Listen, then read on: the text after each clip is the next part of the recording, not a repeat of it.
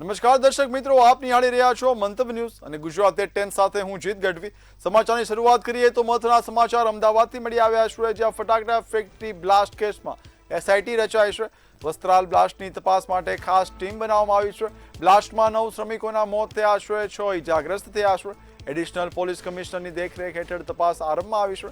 FSL સહિત નિષ્ણાત એજન્સીઓ સાથે તપાસ થશે। એસઆઈટીમાં ડીસીપી મયુર પાટીલ સહિત 3 અધિકારી છે। વાય ગોયલ અને રામોલ પીઆઈ વીડી મોરીનો સમાવેશ કરવામાં આવ્યો છે। એસઆઈટી તટસ્થ અને પારદર્શક તપાસ કરશે તેવી સ્પષ્ટતા પણ આપી છે। ભૌતિક તેમજ વૈજ્ઞાનિક પુરાવાનું સુરક્ષિત સંરક્ષણ કરાશે। એફએસએલ સહિત નિષ્ણાત એજન્સીઓ સાથે તપાસ થશે। સમય મર્યાદામાં ચાર્જશીટ દાખલ કરવાની કાર્યવાહી પણ કરવામાં આવશે।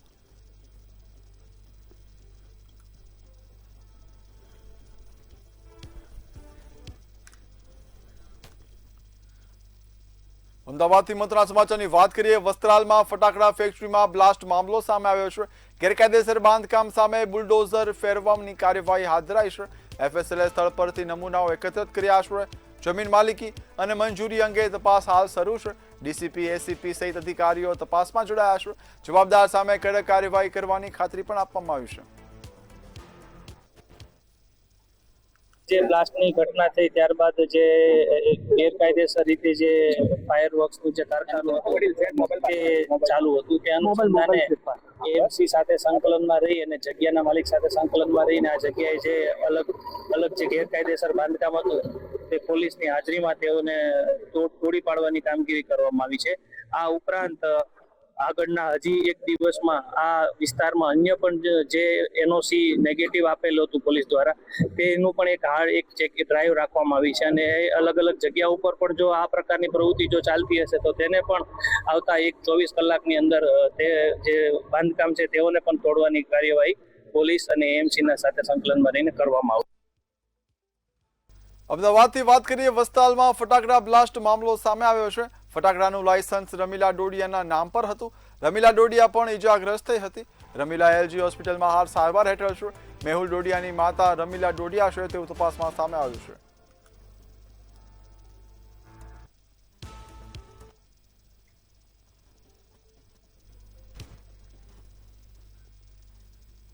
અમદાવાદથી વાત કરીએ તો ગેરકાયદેસર ફટાકડા કંપનીએ 9ના જીવ લીધા છે। મોટી દુર્ઘટના બાદ કોર્પોરેશનનું તંત્ર જાગ્યું છે। ફટાકડા વેચતા અને બનાવનાર એકમો પર તપાસ હાથ ધરવામાં આવી છે। પશ્ચિમ ઝોનમાં 24, મધ્ય ઝોનમાં 44 એકમોને હાલ તપાસવામાં આવ્યા છે। ઉત્તરમાં 21 અને દક્ષિણ ઝોનમાં 34 એકમોમાં તપાસ હાલ શરૂ છે।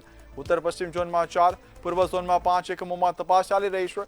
147 એકમોમાં તપાસ તેમજ 30 એકમોને નોટિસ પણ આપવામાં આવી છે। વાત કરીએ ઉત્તરમાં 21 અને દક્ષિણ ઝોનમાં 34 એકમો પર તપાસ કરવામાં આવી છે। તંત્ર છે તે હાલ એક્શનમાં આવ્યું છે। વિવિધ ઝોનમાં હાલ ફટાકડા બનાવતા એકમો પર તપાસ કરવામાં આવી છે।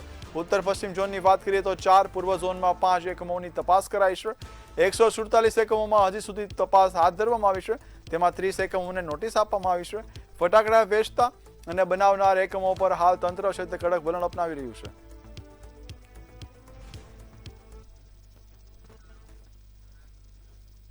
તો વડોદરાથી મહત્વના સમાચારની વાત કરીએ। સાવલીમાં એલસીબીની મોટી કાર્યવાહી સામે આવી છે। દિલ્હી મુંબઈ એક્સપ્રેસ હાઈવે પર દરોડા પાડવામાં આવ્યા છે। આઈસર વાહનમાંથી વિદેશી દારૂનો જથ્થો છે તે ઝડપાયો છે। લાખો રૂપિયાનો મુદ્દામાલ પોલીસે હાલ જપ્ત કર્યો છે। દારૂની હેરાફેરીના મૂળ સુધી પહોંચવા માટે તપાસને વધુ વેગ આપવામાં આવ્યો છે।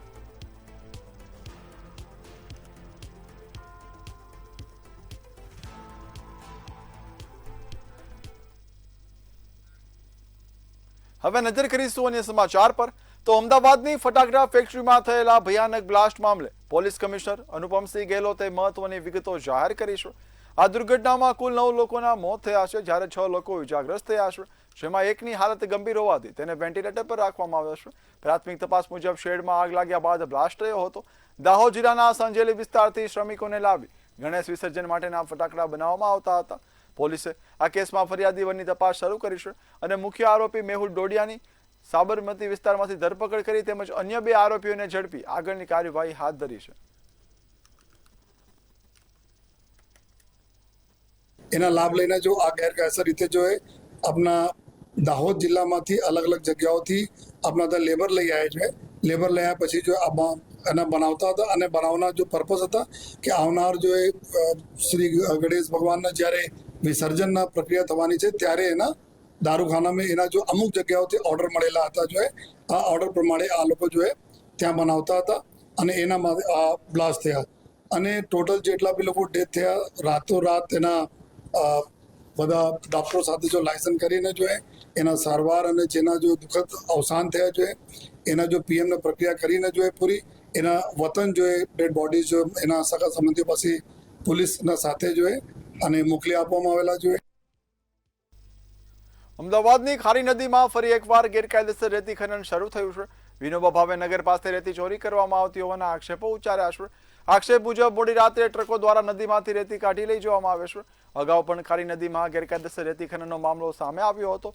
સ્થાનિકોએ તંત્રનું ધ્યાન દોરી કડક કાર્યવાહી કરવાની માંગ કરી છે. સમગ્ર મામલે કલેક્ટર સમક્ષ કડક કાર્યવાહી કરવાની રજૂઆત પણ કરાઈ છે.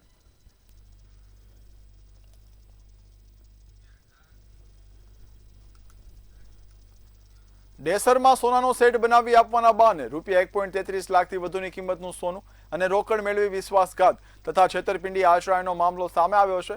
ફરિયાદ મુજબ આરોપી સંજયભાઈ ચંપકલાલ સોનીએ રૂપિયા 75,000 રોકડા અને રૂપિયા 58,500 કિંમતનો સોનાનો દોરો લીધા બાદ ન તો સેટ બનાવી આપ્યો, ન તો સોનું કે ન તો નાણાં પરત આપ્યા. સમગ્ર મામલે BNS કલમ હેઠળ ડેસર પોલીસ સ્ટેશનમાં ગુનો નોંધાયો છે. પોલીસે તપાસ શરૂ કરી છે, જ્યારે આરોપીની હજુ સુધી ધરપકડ કરાઈ નથી. અમે સેટ કરવા આપેલો, એના બદલામાં જૂનું સોનું આપેલું, તોલાનો દોરો અને રોકડા 75,000 આપેલા છે સેટ કરવા માટે. 2030 કરાયેલો હતા, 2026 થઈ તો એ પૈસા આપ્યા નહીં અમારા. અને અમે સંજયભાઈ 2.5 તોલાનો સેટ નાખવા આલેલો, 2023ની વાત છે. અને મેં તોલાનો દોરો આલેલો અને 75,000 રોકડા આપેલા. અમે થોડા પૈસા ભેગા કરીને અમે થોડા આલેલા, એટલે મારા કુલ 75,000 રોકડા એમને આપેલા છે. અને એવા મને 2023ની આલેસ કરતે રહે એટલે 2024 સુધીના અમે વાત જોઈ. 2024ના અમે દર અઠવાડિયે ધક્કા ખાતેલો, દર રવિવારે જ્યારે એવો બોલાવે ત્યારે અમે જતા. એવો અમને બતાવે હોય કે વસ્તુ હું લાવ્યો છું શીતલબેન, હવારમાં તમે લઈ જજો આવીને, એવું કહેતેલા. અને મારું 6 તોલા અને મારા ભાઈ અને મારા સિસ્ટરનું એમ થઈને કુલ 10 તોલા મેં એને આપ્યું હતું. હવે એ વાતને 1 વર્ષ જેવું થઈ ગયું, બરાબર છે. હજુ સુધી એનો કોઈ નિકાલ આવ્યો નહીં. એને ફરિયાદ આલી છતાં પણ એટલો બધો કોઈ રિસ્પોન્સ મને મળ્યો નહીં. કેટલું હતું તમારું? મારું બધું થઈને 10 તોલા જેવું થાય. રાજકોટ જિલ્લાના ધોરાજી તાલુકામાં મોટી મારડ ગામની સીમમાં બનેલા ડબલ મર્ડર કેસની પોલીસે ગણતરીના કલાકોમાં ભેદ ઉકેલી મુખ્ય આરોપીની ધરપકડ કરી હતી. રમેશભાઈ ભૂતની વાડી પાસેથી પતિ પત્ની દુર્ગાબેન અને રોહિતભાઈના લોહી લુહાણ મૃતદેહ મળી આવતા સમગ્ર પંથકમાં ચકચાર મચી હતી. ઘટનાની જાણ થતાં પોલીસના ઉચ્ચ અધિકારીઓ, FSLની ટીમ અને સ્થાનિક પોલીસ તાત્કાલિક સ્થળ પર પહોંચી તપાસ શરૂ કરી હતી. શું ઘટના બની એ ખબર નથી. કાલ સવારે હું 11 વાગે અહીંથી વયો ગયો છું. સાંજે એ છોકરીના ફોનમાંથી 6, 6:30 વાગે મારા બીજી વાડીના ભાગ્યાવાળાએ મને ફોન કરેલો કે અહીંયા પાવર કપાઈ ગયો છે, આપણી વાડીએ TCમાં છેડો બળી ગયો છે. એટલે એના માટે મને ફોન આ છોકરીના મોબાઈલમાંથી મારા બીજા ભાગ્યાવાળાએ મને કરેલો. રાજકોટ ગ્રામ્ય જિલ્લાના પાટણવાવ પોલીસ સ્ટેશનમાં મોટી મારડ ગામથી જૂનાગઢના બોર્ડર બાજુ વાડી વિસ્તારમાં 13 અને 14 તારીખની રાત્રિમાં રમેશભાઈ ભૂત છે એની વાડીમાં જો એના ભાગ્યા છે એના દીકરી અને જમાઈ રોહિત અને દુર્ગા આ બંને જ વાડી ઉપર હતા. ભાગ્યા જો હતા એ મધ્યપ્રદેશ ગયેલા હતા ઘરના કામથી.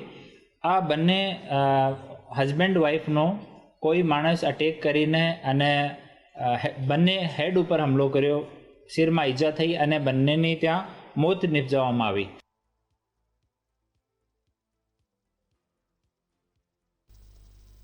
જસદણ અપહરણ કેસમાં પોલીસે ગણતરીના સમયમાં સફળતા મેળવી સમગ્ર ઘટનાનો ભેદ ઉકેલી પાડ્યો છે. અપહરણની ઘટના સામે આવ્યા બાદ પોલીસે તાત્કાલિક અલગ અલગ ટીમો બનાવી તપાસ શરૂ કરી હતી. આ દરમિયાન ચોક્કસ બાતમીના આધારે કાર્યવાહી કરતા પોલીસે અપહરણકર્તાની શોધખોળ કરી ભોગ બનનારને સલામત રીતે છોડાવ્યો હતો. ફરિયાદી દ્વારા જસદણ પોલીસ સ્ટેશન ખાતે પોતાની સગીરા દીકરી જેની ઉંમર 16 વર્ષની છે તેને સરદાર જગદીશ રમેશભાઈ ચૌહાણ દ્વારા લલચાવી ફોસલાવી ફરિયાદીના કાયદેસરના વાલીપણામાંથી ભગાડી જવાની અંગેની ફરિયાદ આપવામાં આવેલ હતી. આ કામે BNS કલમ 137(2) મુજબ નો ગુનો જસદણ પોલીસ સ્ટેશન ખાતે દાખલ કરવામાં આવેલ હતો. ત્યારબાદ રેન્જ વડા શ્રી નિલિત રાય સાહેબ, પોલીસ અધિક્ષક શ્રી વિજયસિંહ ગુજર સાહેબ તથા એએસપી નવીન ચક્રવર્તી સાહેબના માર્ગદર્શન હેઠળ વિવિધ ટીમો બનાવી જસદણ પોલીસ સ્ટેશન તથા એલસીબીની ટીમો દ્વારા આરોપી તથા સગીરાની શોધખોળ કરવામાં આવેલ હતી. રાજકોટના ઉપલેટામાં જાહેરમાં મારામારી થયા હોવાની ઘટના સામે આવી છે. એક જ સમાજના બે જૂથો વચ્ચે સામાન્ય બાબતે ઉગ્ર બોલાચાલી બાદ મારામારી થઈ હતી. જાહેર માર્ગ પર બનેલી આ ઘટનાનો વિડીયો સોશિયલ મીડિયા પર વાયરલ થયો છે. જાહેરમાં મારામારીની ઘટનાને લઈને પોલીસની કામગીરી સામે ગંભીર સવાલો ઉઠ્યા છે.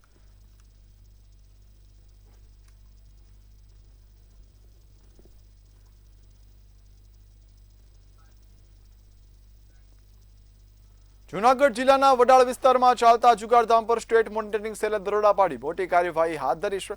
દરોડા દરમિયાન પોલીસે 17 જુગારીઓને રંગે હાથ ઝડપી પાડ્યા હતા, જ્યારે મુખ્ય આરોપી પોલીસને હાથતાળી આપી સ્થળ પરથી ફરાર થયો હતો. કાર્યવાહી દરમિયાન પોલીસે રૂપિયા 3.47 લાખથી વધુનો મુદ્દામાલ જપ્ત કર્યો છે. ફરાર આરોપીની શોધખોળ માટે પોલીસે ચક્રો ગતિમાન કર્યા છે.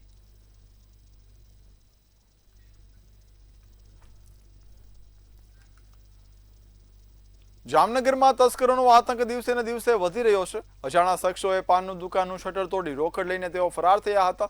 સમગ્ર બનાવની જાણ થતાં પોલીસે ઘટના સ્થળે પહોંચી તપાસ હાથ ધરી હતી. સમગ્ર ચોરીની ઘટના સીસીટીવી કેમેરામાં કેદ થઈ હતી. પોલીસે સીસીટીવી ફૂટેજના આધારે શખ્સોને ઝડપી પાડી તપાસના ચક્રોને ગતિમાન કર્યા છે.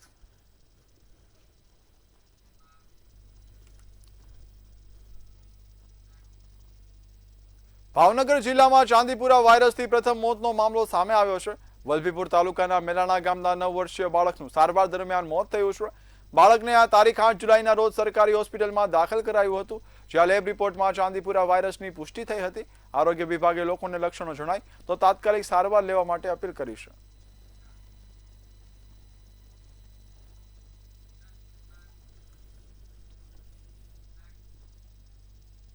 મહુવામાં નગરપાલિકાની કચરા ગાડી પર જોખમી સવારીનો વિડીયો સોશિયલ મીડિયામાં વાયરલ થયો છે.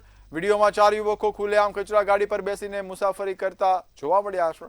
વધુમાં કચરાની ગાડીમાં નંબર પ્લેટ પણ લગાવવામાં આવી નથી. જાહેર માર્ગો પર આવી બેદરકારી ભરી સવારી સામે તંત્ર દ્વારા કાર્યવાહી કરવામાં આવશે કે નહીં તે મોટો સવાલ છે.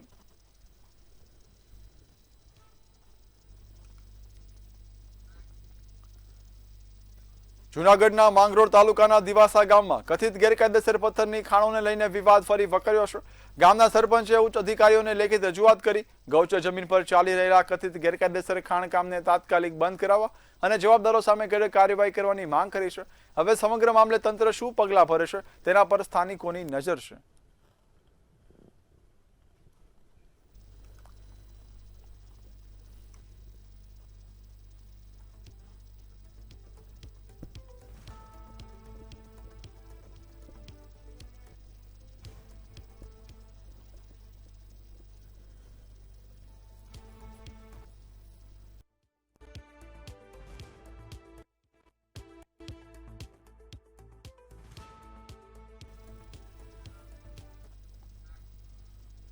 મહેસાણા જિલ્લાના વિસનગર તાલુકાના ડઢિયાળ ગામમાં ચંપલ લઈ જવાની બાબતે એક શ્વાનની આંખો ફોડી દેવાની ક્રૂર ઘટના સામે આવી છે. આ મામલે મેહુલ ઠાકોર નામના ઈસમ સામે પશુ ક્રૂરતાનો ગુનો નોંધાયો છે. ઘટનાને લઈને વિસનગર તાલુકા પોલીસ સ્ટેશનમાં સત્તાવાર ફરિયાદ દાખલ કરી પોલીસે વધુ તપાસ હાથ ધરી છે.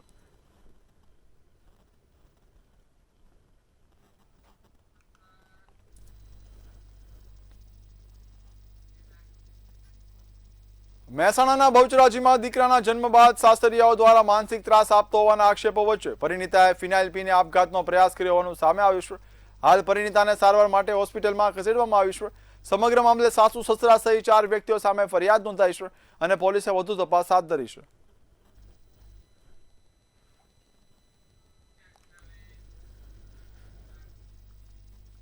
ગુજરાતમાં પર્યાવરણ સંરક્ષણ અને વૃક્ષારોપણ જન આંદોલનને બનાવવાના પ્રયાસો વચ્ચે મહેસાણા જિલ્લાના ઊંઝા તાલુકાના નવાપુરા ગામના શિક્ષક વિક્રમ પરમારે અનોખી પહેલ કરી છે. તેઓ મહેસાણાથી બનાસકાંઠાના અરવલ્લી પર્વતીય વિસ્તાર સુધી વિવિધ વૃક્ષોના બીજોનું વિકીકરણ કરીને હરિયાળી વધારવાની ઝુંબેશ ચલાવી રહ્યા છે. પર્યાવરણ બચાવો અભિયાન હેઠળ 180 કરોડથી વધુ વૃક્ષારોપણના લક્ષ્ય સાથે આ અભિયાન શરૂ કરવામાં આવ્યું છે.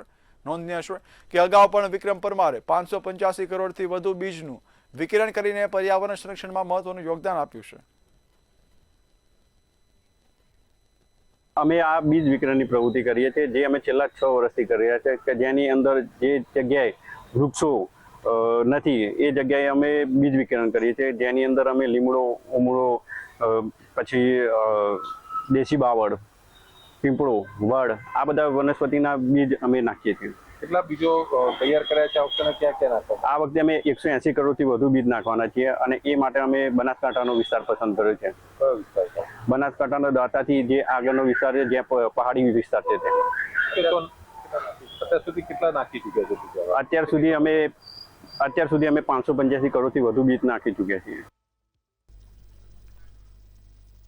સુરતના આઝાદનગર વિસ્તારમાં આવેલી બાયોમેડિકલ વેસ્ટ કંપની સામે સ્થાનિકોએ ભારે વિરોધ નોંધાવ્યો છે. સ્થાનિકોનો આક્ષેપ છે કે કંપની દ્વારા કેમિકલયુક્ત કચરો અને એક્સપાયરી ડેટની દવાઓ જાહેરમાં નાખવામાં આવે છે. તેના લીધે બાળકોથી લઈને વડીલો સુધીના લોકો બીમારીઓનો ભોગ બની રહ્યા છે. રોષે ભરેલા સ્થાનિકોએ કંપનીને અન્ય જગ્યાએ ખસેડવાની માંગ કરી છે. હોસ્પિટલમાંથી બાયોમેડિકલ બેડ લાવીને જે સુરત શહેરના ભટાર વિસ્તારમાં આઝાદનગરમાં રાખવામાં આવે છે ને ત્યાં જે લોકો છે કામ કરી રહ્યા છે તેમને પણ કામ કરવામાં આવે છે. એમાં અંદર પણ એમ સૂત્રો દ્વારા મળતી માહિતી મુજબ કે અહીંયા સેફટી વગર પણ કામ કરવામાં આવે છે.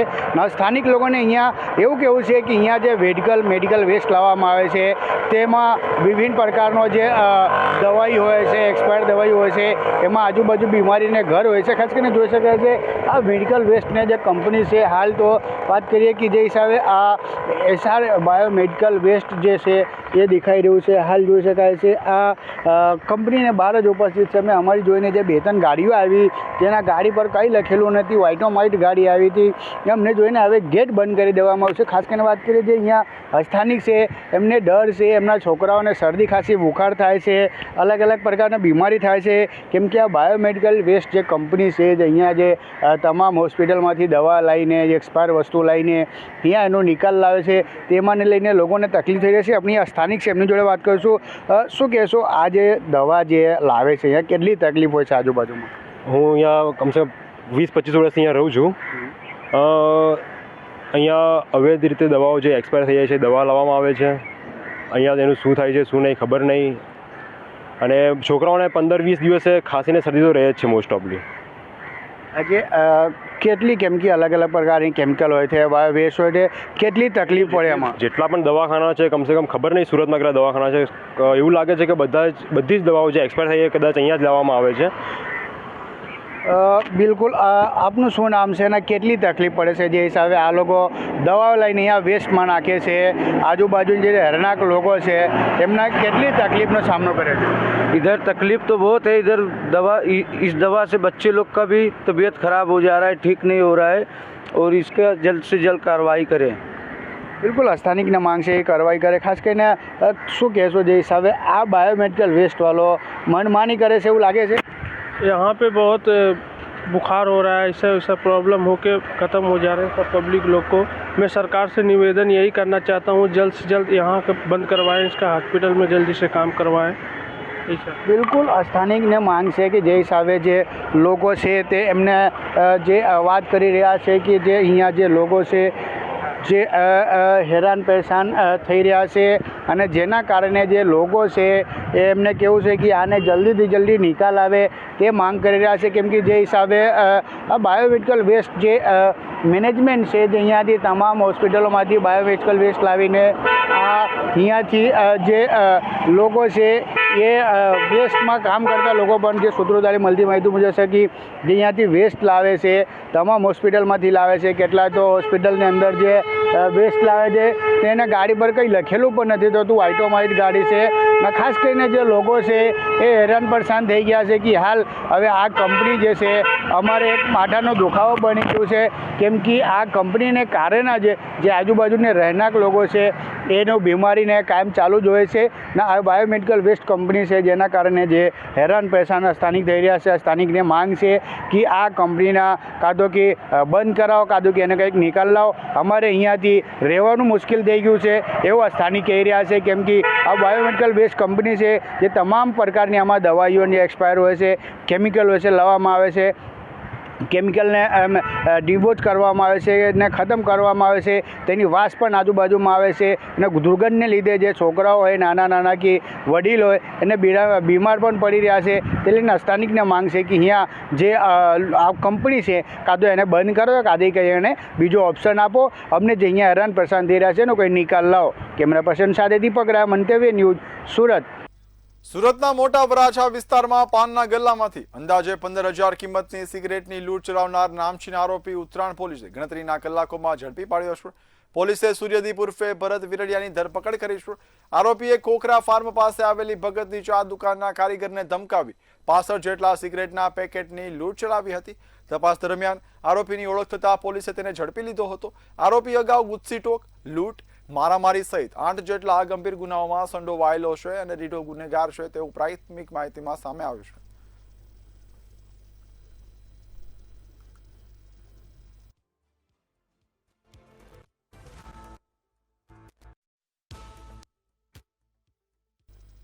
આણંદના વાસદ રેલવે સ્ટેશન વિસ્તારમાં 4.5 વર્ષની માસૂમ બાળકીનું અપહરણ કર્યા બાદ તેની હત્યા કરાયાની ઘટનાથી ભારે ચકચાર મચી છે.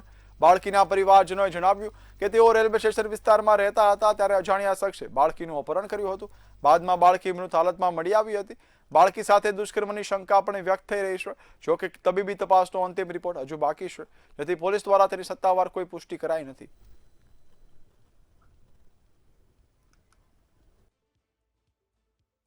વાસદ સ્ટેશન ઉપર એક નાની બાળકી છે જેની ઉંમર 4 વર્ષ જેટલી છે.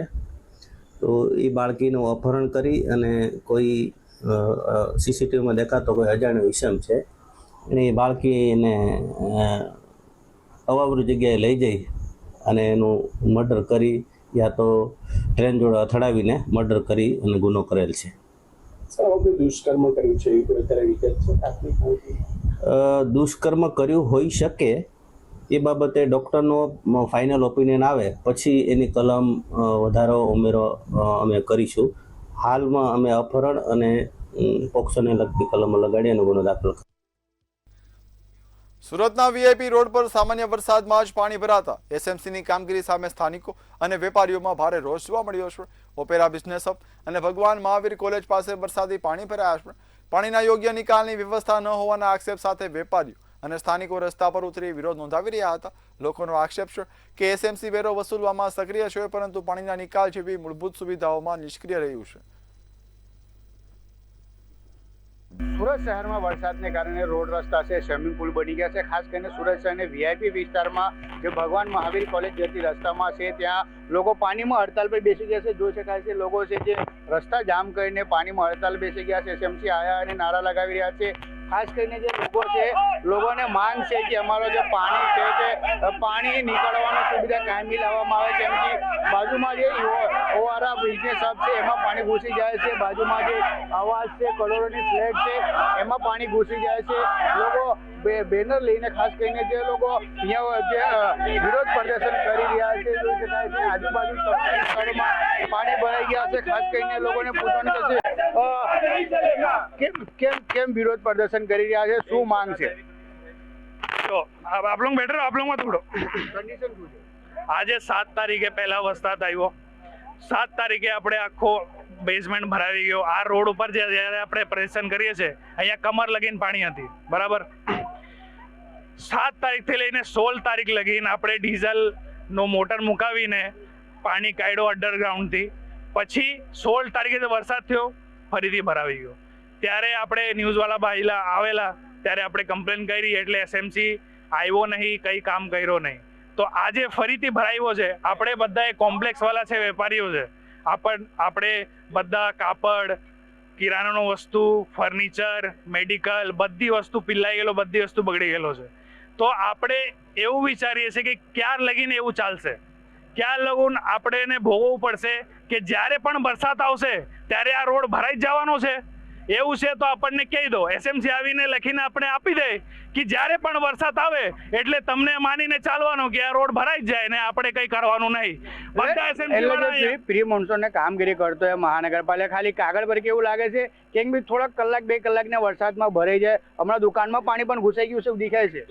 પ્રી મોન્સૂન કાર્ય જે તમે કહો છો એવું તો આપણને કંઈ દેખાતું નહીં.